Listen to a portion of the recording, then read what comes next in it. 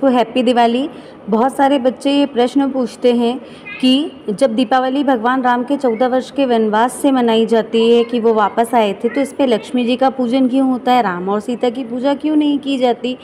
तो हम उन बच्चों को ठीक से जवाब दे नहीं पाते। और दूसरा प्रश्न अक्सर ये पूछते हैं कि हम गणेश जी की पूजा क्यों करते हैं, विष्णु भगवान की क्यों नहीं। तो चलिए आज हम आपको इसका जवाब बताते हैं। इसका आंसर ये है कि दीपावली का उत्सव 2 युगों से संबंधित है, पहला सतयुग से और दूसरा त्रेता युग से जुड़ा हुआ है। यदि हम बात करें सतयुग की, तो सतयुग में समुद्र मंथन में माता लक्ष्मी उस दिन प्रकट हुई थी, इसीलिए हम दिवाली के दिन माता लक्ष्मी का पूजन करते हैं। और भगवान राम जो है वो त्रेता युग से दिवाली मनाई जाती है इस कारण से, क्योंकि भगवान राम भी त्रेता युग में ठीक इसी दिन जिस दिन सतयुग में लक्ष्मी माता प्रकट हुई थी, त्रेता युग में अयोध्या से भगवान श्री राम लौटे थे। भगवान श्री राम के वापस आने पर दीपमाला जलाकर उनका स्वागत किया गया था, इसीलिए इसका नाम दीपावली पड़ा, जो कि त्रेता युग से दीपावली नाम से मनाई जाती है। और लक्ष्मी जी का पूजन करने का इसका जो औचित्य है वो सतयुग से संबंधित है।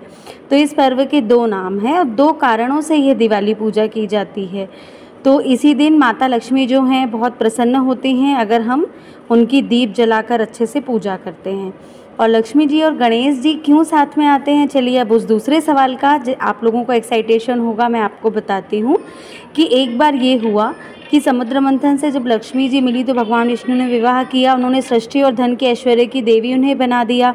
अब लक्ष्मी जी ने धन बांटने के लिए कुबेर को अपने साथ रखा, कुबेर धन बांटते नहीं थे और खुद धन के भंडारी बन के बैठ गए। तो लक्ष्मी माता नाराज़ हो गई कि भाई ऐसा कैसे चलेगा। तब भगवान विष्णु ने कहा कि तुम कुबेर के स्थान पर किसी और को अपना धन बांटने का काम सौंप दो, पर उन्होंने कहा कि मेरे भक्त कुबेर हैं, उन्हें बुरा लगेगा। तब भगवान ने कहा कि गणेश जी से बुद्धिमान है, उनसे वो करते हैं। तो चलिए उन्होंने कहा कि माँ मैं जिसका भी नाम बताऊंगा आपके साथ, आप उस पर कृपा कर देना, बस किंतु परंतु नहीं करना।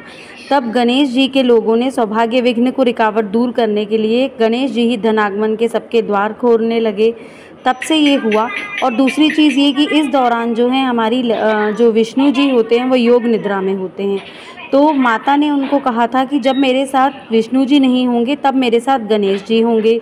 इसीलिए दिवाली के पर्व पर जो है माता रानी जो है हमारी महालक्ष्मी माता जो है वो गणेश जी के साथ हमारे यहाँ आती हैं और मानस पुत्र गणेश जी जो हैं उनके साथ दिवाली में पूजे जाते हैं। तो बहुत सारे लोग हैं जिनको इसका जवाब नहीं पता है। तो मैं आशा करती हूँ कि आपको यह वीडियो अच्छा लगा होगा। लाइक शेयर सब्सक्राइब करना ना भूलें। Thank you so much guys. आपके एक लाइक और एक मोटिवेशन से मुझे बहुत सारी मोटिवेशन मिलती है।